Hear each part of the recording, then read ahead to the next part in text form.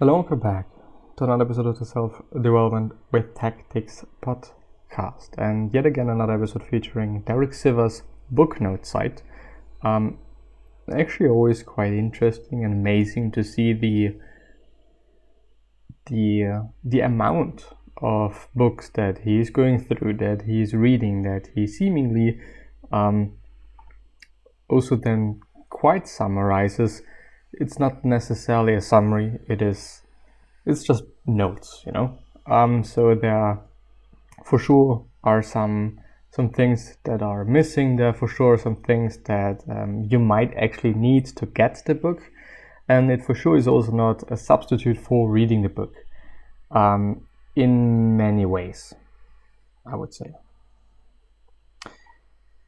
I think the last time I went through Awaken the Giant Within by Tony Robbins. I'm actually not quite sure whether I've finished it or not, but there's another one, Philosophy, A Complete Introduction by Sharon Kay, which is very well rated 9 out of 10. So if you're interested in philosophy, you might go through it. Then The Art of Loving, which is a 1 out of 10, which is just extremely shitty, almost perfect,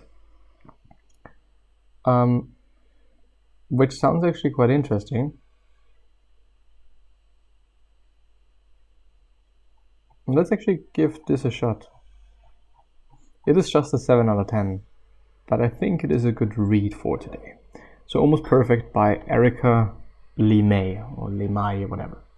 Elite athlete and physical artist shares her philosophy and actions that made her the best in the world. Wonderful intensity, focus, discipline, and ambition. Exciting and useful to hear her mindset. Übermensch, or Ubermensch, I'd say, in action to apply to your own life and work. After my shoulder was put back in its socket, I wrote down my new priorities, new goals, new structure of my days. All the positive outcomes I could come up with. Which I think basically is staying positive, I would assume that when you get your shoulder put back into its socket, it for sure isn't the best position to be in, and there for sure are there is pain and whatnot, and you might not have full control over your shoulder, quote unquote control over your shoulder yet, but still staying positive and all the things that are coming up. I have given my whole life to one passion.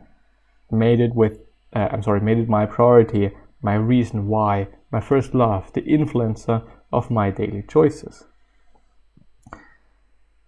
Which I do understand, this mindset, but I couldn't live in that way.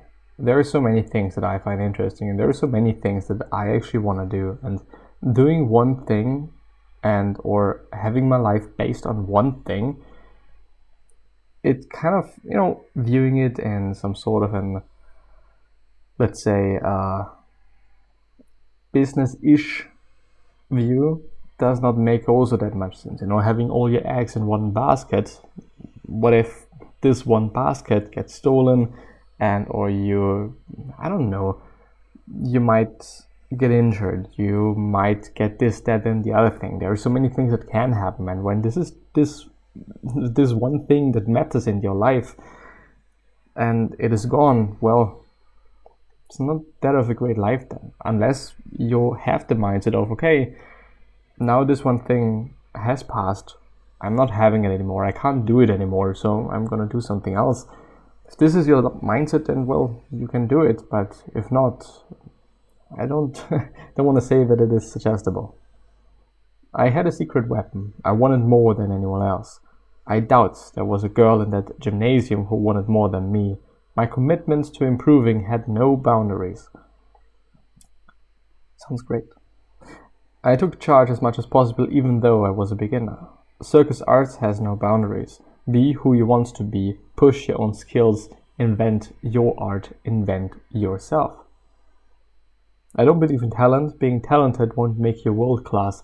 Decades of dedication will. But talented is a very good starting point, I'd say. Many people were not talented, I'd say. But still, when you have the dedication, when you have the this ability to work and also the talent, basing all that work on talent, makes you able to reach that 0.1% or 0.1%, something like that, you know. Because those people that have the dedication and are talented are probably always going to win against those people that are just talented, or those people that just have the dedication because they lack talent. There will always be a child who seems genetically crafted for the purpose. In most cases, this child won't make it to the top. Being perfect for the job makes it easy at the beginning. During the period where the learning curve is still steep, you rise fast and high, all eyes are on you. However, what counts is what comes after the decades of dedication. It takes 10% of your career and efforts to become great at something. The remaining 90% will be spent on becoming excellent to belong to the elite.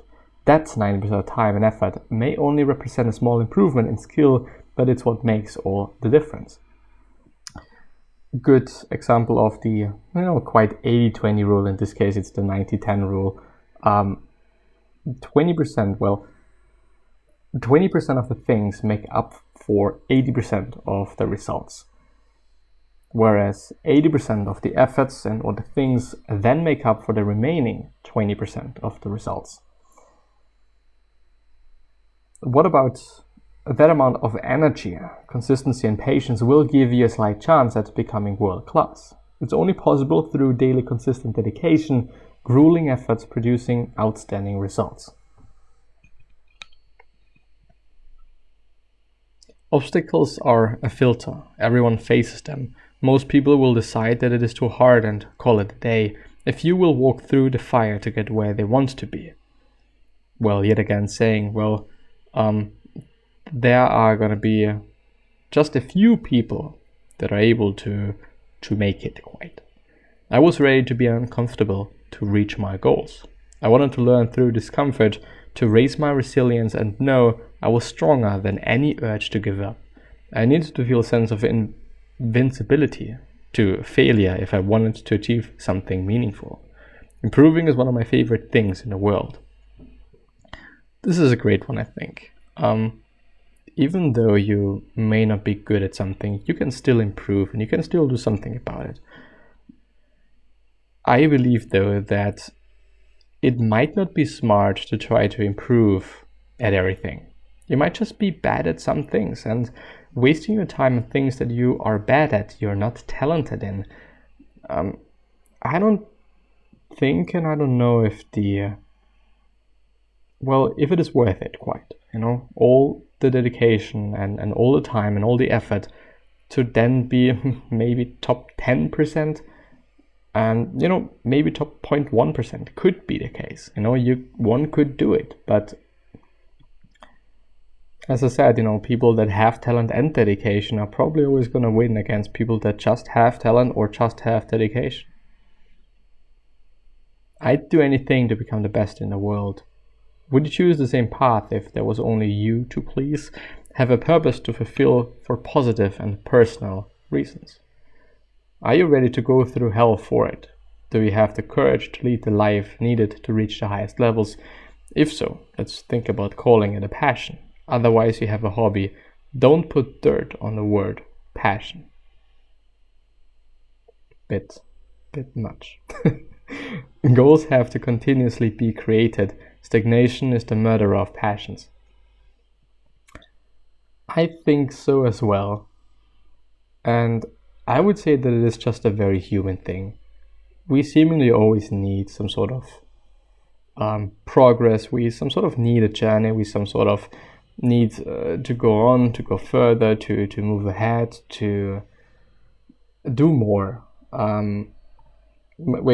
Maybe not necessarily more, but to improve, to be better, to actually see that, also seeing that we are doing so. My passion is wanting to push my craft to unprecedented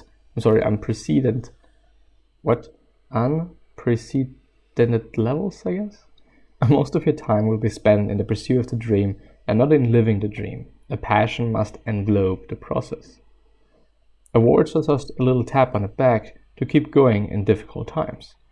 Art resets to 0 every morning. I soon grew addicted to pushing my boundaries to find out what the results would be. The fine-tuning process of my life and art from a daily consideration turned into an intrinsic habit. Work as if your life depended on it. It will drive you crazy on a regular basis.